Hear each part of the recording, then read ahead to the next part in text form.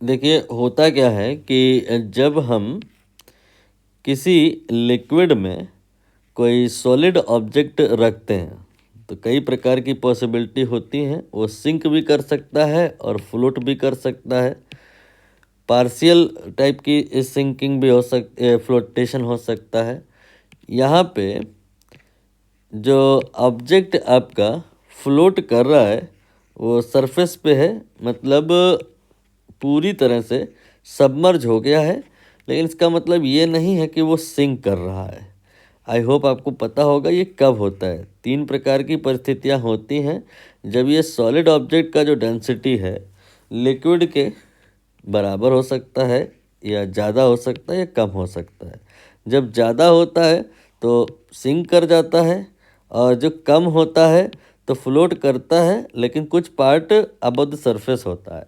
और जब अगर डेंसिटी इस सॉलिड ब्लॉक की लिक्विड के बराबर हो जाती है तो वो पूरी तरह से डूब जाता है, लेकिन सिंक नहीं करता है, मतलब फ्लोट करता है with 100% part submerge in that.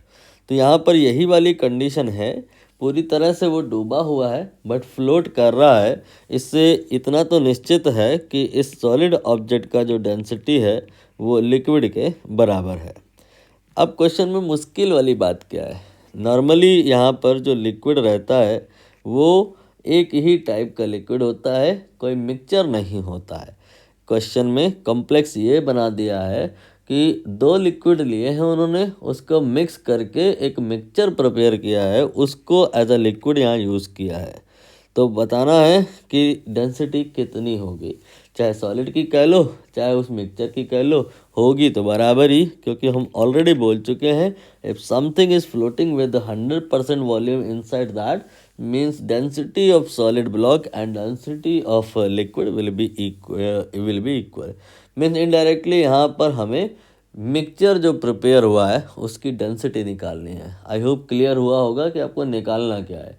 ये जो मिक्सचर यहाँ बनाया गया है उस मिक्सचर की डेंसिटी निकालनी है। अब मिक्सचर बनाया कैसे है ये कहाँ लिखा है। 40% लिए हैं पहला वाला लिक्विड और 60% लिए हैं दूसरा वाला लिक्विड। ऐसे मानो कि एक तरफ वाटर है एक तरफ अल्कोहल है, और जो पैक बनाया जा रहा है उसमें 40% अल्कोहल ले लिया है और 60% वाटर ले लिया है। तो जो मिक्सचर बनेगा उसकी डेंसिटी कितनी होगी ये बताना है। कैसे करते हैं, यहाँ ए लिखते हैं यहाँ बी लिखते हैं। मास वॉल्यूम डेंसिटी 3 ही बातें हैं, तो तीनों चीज़ें हम लिखेंगे, ए के लिए भी लिखेंगे बी के लिए भी लिखेंगे। ए के लिए जो डेंसिटी है वो 2 ग्राम पर ml है और बी के लिए 3 ग्राम पर ml है।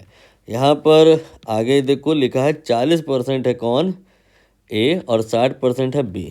मान लेते हैं कि 100 ml हमने मिक्सचर बनाया है, हमें या फिर 100 ml बनाना है, तो 40% कितना लेना है, ए को लेना है। तो 40 ml हम लेंगे पहला लिक्विड और 60 ml लेंगे दूसरा लिक्विड, तो टोटल जो मिक्सचर बन जाएगा 100 ml रेडी हो जाएगा। तो यहाँ पे जो 40 ml आप लिए हो पहला वाला लिक्विड, ग्राम में कितना हो जाएगा। देखो ये जो आप बोले हो 2 ग्राम पर ml, दैट सिग्निफाइज कि 1 ml 2 ग्राम के बराबर होगा। तो 40 ml वेरी सिंपल, ये 80 ग्राम के बराबर हो जाएगा। ऐसे इधर डिकोड करो 3 ग्राम पर ml, इट सिग्निफाइज 1 ml 3 ग्राम के इक्वल होगा, तो 60 ग्राम 60 गुणे 3 180 ग्राम के इक्वल होगा। अब इन दोनों लिक्विड को प्लस करके कंबाइन कर दो, तो यहाँ पे जो इसका मास आएगा दिस प्लस दैट 80 और 160 मिला के 260 ग्राम हो जाएगा, और वॉल्यूम कितना हो जाएगा, ये आपका 100 ml हो जाएगा। कोई भी मिक्सचर हो चाहे मिक्सचर ना हो, कोई चीज़ प्योर हो, डेंसिटी निकालने के लिए तो ऑलवेज का कहानी यही है, मास बाय वॉल्यूम।